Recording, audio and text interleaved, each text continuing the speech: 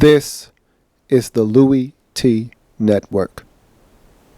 Then it gets even better when your team makes the playoffs. In the lab. Hey yo, who else could it be but me, your me? Louie Tee, welcome. You are in the lab room. Of course, I am your host, Lou. Thank you for joining me. Divisional round weekend of playoff football. The first game on Sunday, the NFC matchup. Monumentally huge matchup. A rivalry of sorts. Seattle Seahawks on the road, your number 6 seed in the NFC playoffs, taking on the 1-seeded Carolina Panthers. Big matchup. Everyone wanted to see it, including myself. And so everyone was looking forward to this one. And I was too. And I thought that this was going to be one of those type of games that wasn't for the faint of heart. You had little small children, you might want to send them to the next room because this one's going to get real physical. At least that's what it looked like on the onset, looking at this game from afar going into it, because these teams have played 5 previous times since 2012, and they've all been close games since Russell Wilson has entered the league. We're talking about ball games where the margin of victory in 4 out of the 5 games was less than a touchdown. The one game in the playoffs last season, 14-point spread, but again, that game was a 7-point game before the Cam Chancellor pick 6 to the crib. So you're talking about a game that got out of hand late. So these two teams play each other extremely tough. They mirror each other. Both have athletic quarterbacks that can sling the football a ton. They both play outstanding defense. They can both get after your quarterback. They can both run the football. 2 of the last of the Mohicans in the league in terms of rushing the football. And so this is an evenly matched football game. At least that's what we thought going in. And before I start my breakdown, if you didn't have a chance to check out my video at halftime, I did a video at halftime just warning everyone about this football game. And my man Glass from Get With It Sports, and if you haven't had a chance to check out his channel, please do. You'll love it. If you love this channel, you'll love what Brandon and Glass do over at Get With It Sports. But he was the first one to chime in, and he said, hey man, if the Panthers score one more time, I'm not only taking a shower, I'm about to go run these errands real quick before that Denver game. And he's a Denver Broncos fan, so you know he wants to get everything out of the way if he can, if at all possible, before the Broncos get it kicked off in the nightcap. And he said, yeah, I'm about to go do these errands and take this bath, man. I said, hey, don't do that. Wouldn't be smart. Because I watch football. You guys know I watch football, man. This is what I do, okay? And I do it because I love it. And I told him, I told everybody, I've watched the Panthers, just like I've watched all 32 teams in the National Football League all season long. And I've watched the Panthers squander leads all season long. And I will say this, when the Panthers are playing against the opposition, those boys are 16-1 this season, with a lot of ass whoopings in there. When they played the clock this season, they're 0-4. So if you can get the Panthers to somehow play the clock instead of you too can win against the Carolina Panthers. Easier said than done though. Nobody wants to fall behind by 24 or 31 points to then watch the Panthers play the clock instead of the opposition and allow teams to come back. I actually went on the C3 program, the Carolina Cat Chronicles program, and I talked about it at length and how this team lacks that killer instinct. And that's the next maturation for the Carolina Panthers. This team is growing right before our very eyes. And I talked about, and that's why I thought they were going to win this game, because I talked about the Panthers and how they've grown. You got to take your bumps in order to give out lumps in the postseason. It doesn't matter what sport it is. You're not going to just show up to the party and get a ticket all the way to the big game. Okay, that's not how it works. You got to take your lumps to give out bumps, and that's what they're doing now. They've taken their bumps over the years. The San Francisco, 2 years ago, they weren't ready against San Francisco in this same game, the divisional round, coming off a bye week. San Francisco came in there, and they were the more composed and physical team. They took it to Carolina. Last year, on the road versus these same Seahawks, they weren't ready yet. They still needed to mature a little bit. Now those boys are ready, and I told you that Week 6 win over these same Seahawks was that breakthrough that they needed. They needed to be able to see that team, and that the fact that they could defeat them mentally, that did something for them that no other win this season has done for them. And so I felt like they could get it done. And the way that they responded in this game, we'll talk about that when I get to the breakdown. And I'm going to say one more thing, and then we're going to move on into the breakdown. they're lacking the killer instinct. They don't have that yet. See, the teams that are heartless, like the Golden State Warriors in the NBA, heartless. Them boys win a chip already. They're heartless. They'll beat you by 50. They don't give a damn. They ain't take a foot off a gas pedal. What? What are you talking about? My foot is tied permanently to the gas pedal. I'm not taking my foot off for nothing. The Panthers, if they wanted to, they could have won this game by 60 if they wanted to. But they took their foot off the gas pedal. They started playing the clock instead of playing the Seahawks. And they let the Seahawks right back into this game. Let's jump into this breakdown though.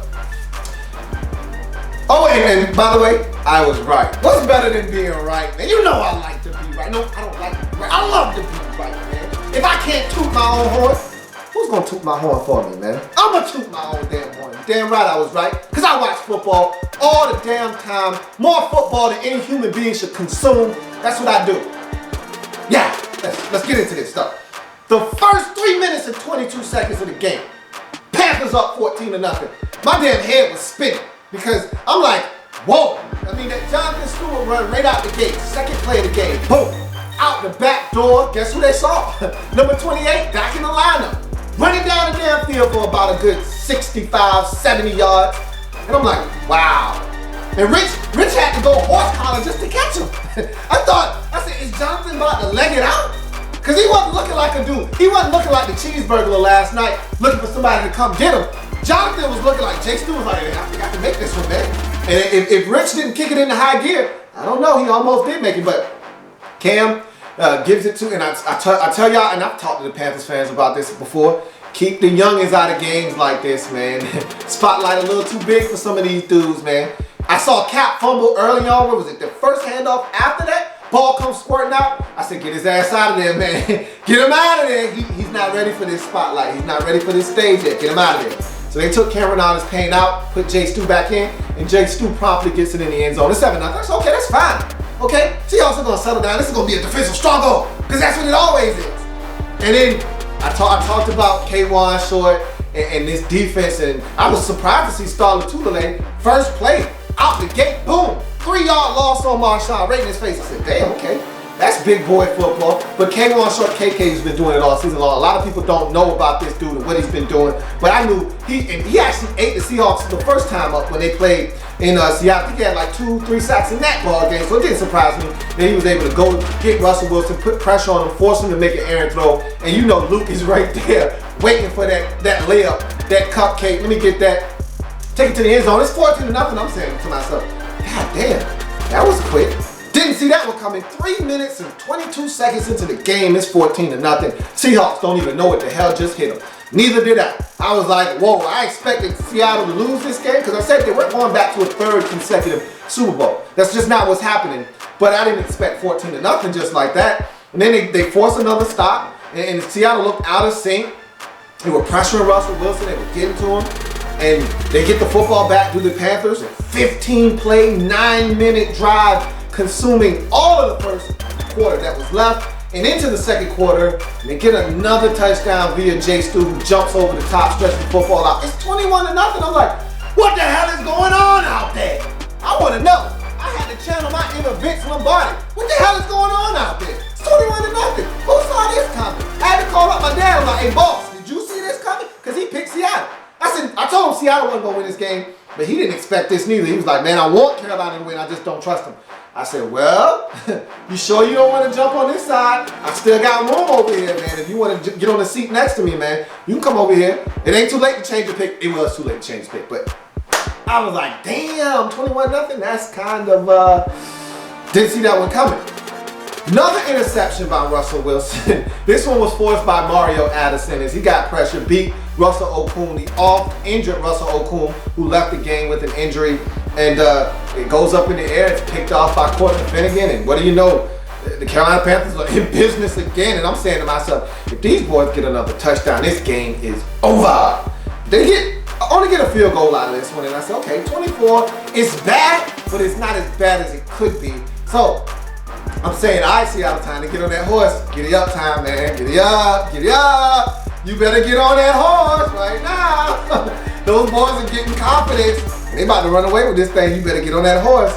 And so they get another 3-and-out to the Panthers defense. I said, dang, They get one first down, I should say. They get one first down, and then they gotta cut the football. Carolina gets the football back again, and Cam was unconscious in the first half. He was dicing his defense up, finding guys. He was spreading the football around. It was Ed Dixon, it was Philly Fingers, it was Jericho Cotry, it was Grego, it was anybody, Devin Funches, you name it, they got a grab at some point early in this game.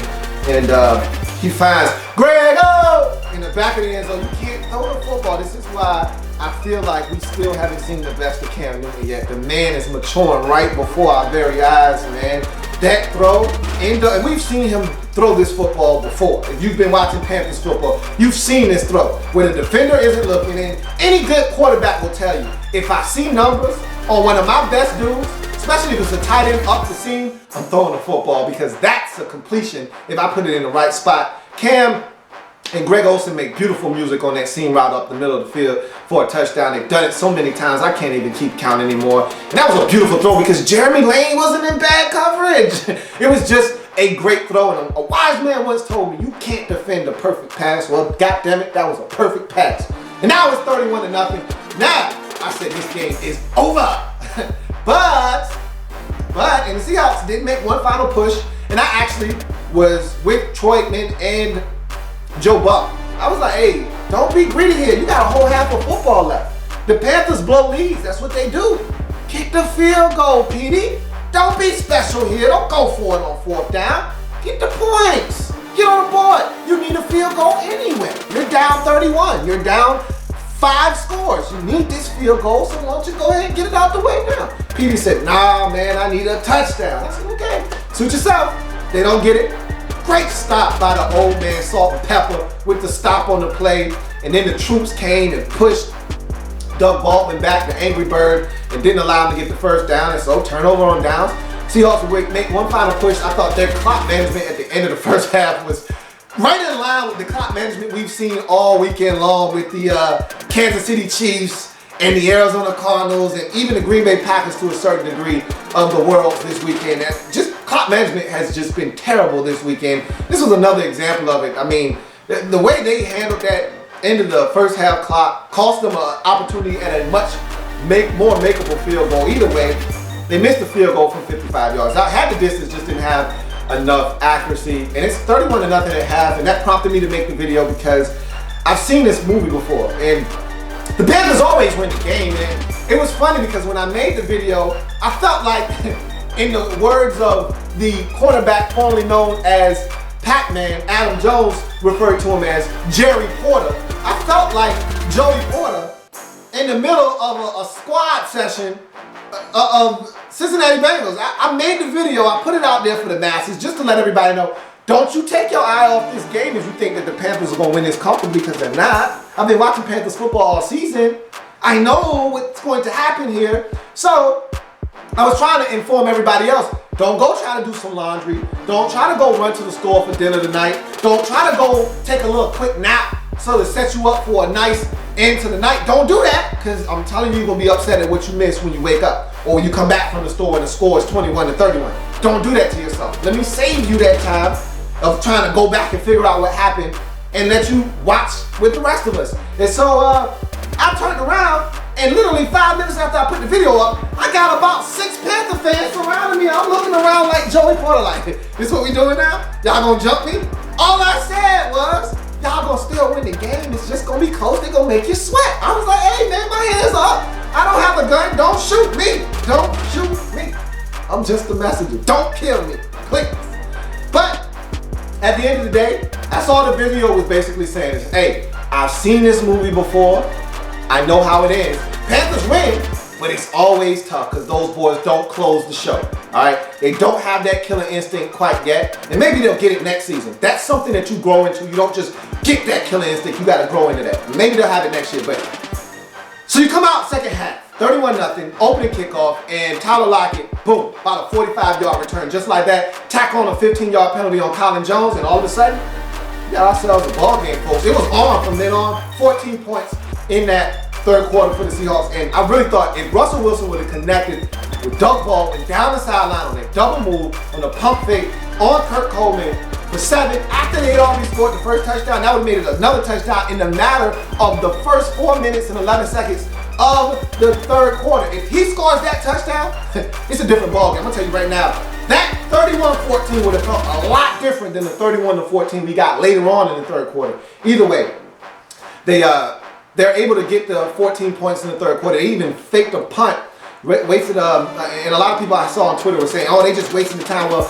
no, in converting that fake punt, first of all, they thought they were going to still be able to score a touchdown. But second of all, they flipped field position, because if they would have punted from where they were, Panthers would have had really good field position. By converting the fake punt and then getting a couple more first downs and then ultimately having a punt, but right around midfield or so, they put the Panthers back inside their own 10-yard line, ended up getting the stop, got the ball back, got great field position, and then wound up scoring. So that fake punt did help them in the grand scheme of things, even though they didn't get what they were looking for when they ran it. The intended result was to pick up the first down, to go down the field and get a touchdown. But when it ended up happening, they picked up a couple more first downs, flipped the field position, pinned the Panthers deep, got the stop, got the ball back with good field position, ended up scoring a touchdown to make it 31-21 in this ball game. But I tell you what, 5:58 left in the game, 31-21. You can't tell me there isn't a Panther fan out there sweating bullets at this point. You still know you're gonna win, but you're like, why y'all gotta do me like this? Why y'all making me sweat like this? I don't need this in my life. We were up 31-0 at halftime. I don't need this. But you knew it was coming, because you've been watching Panthers football all season too, just like me.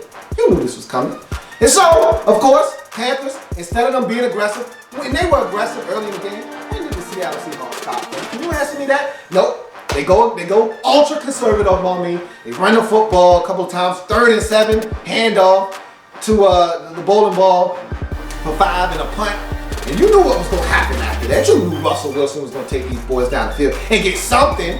Now, had he got a touchdown, it would have been even more interesting.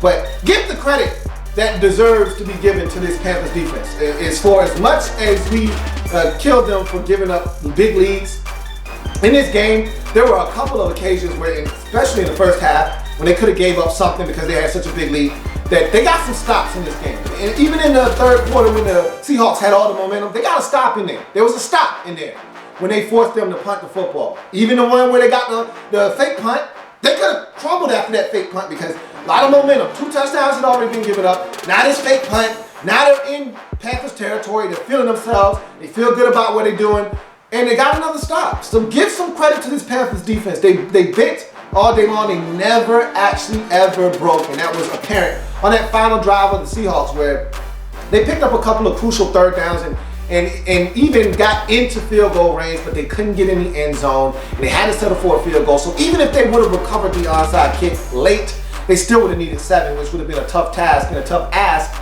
for Russell Wilson and that group. So give some credit to the Panthers defensively for not giving up big plays, even though some of them were there. I thought they let Curse behind them a couple of times. They let Doug Baldwin behind them a couple of times. But at the end of the day, Russell Wilson was slightly off on the day, had some open receivers deep, but Tyler Lockett was huge in this game.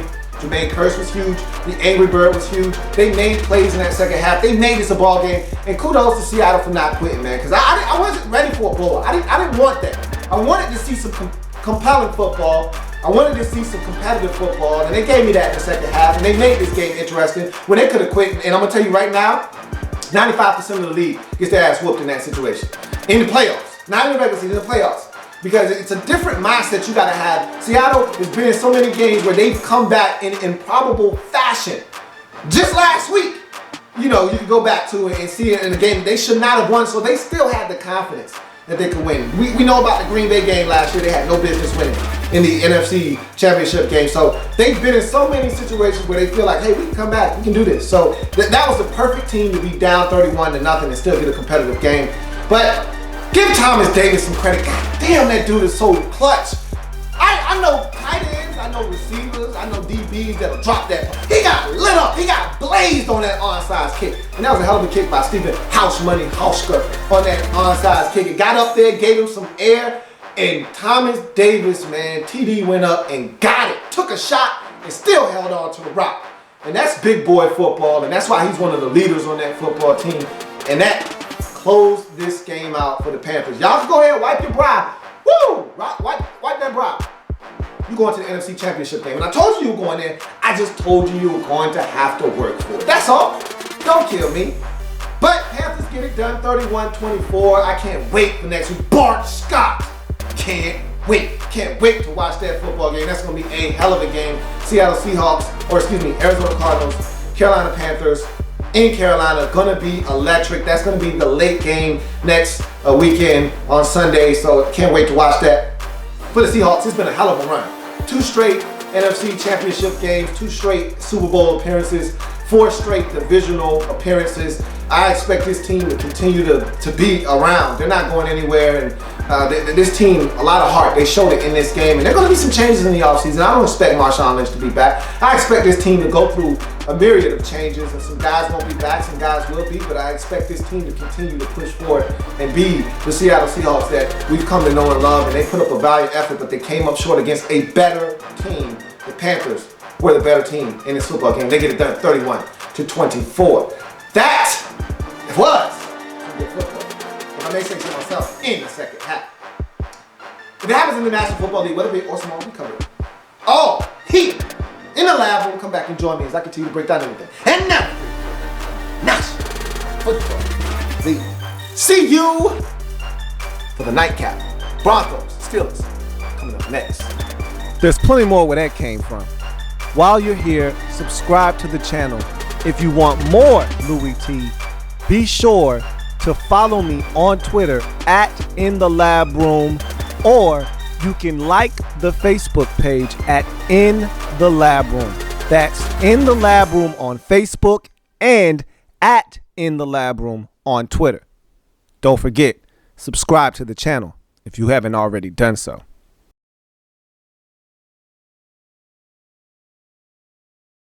Then it gets even better when your team makes the playoffs. In the lab.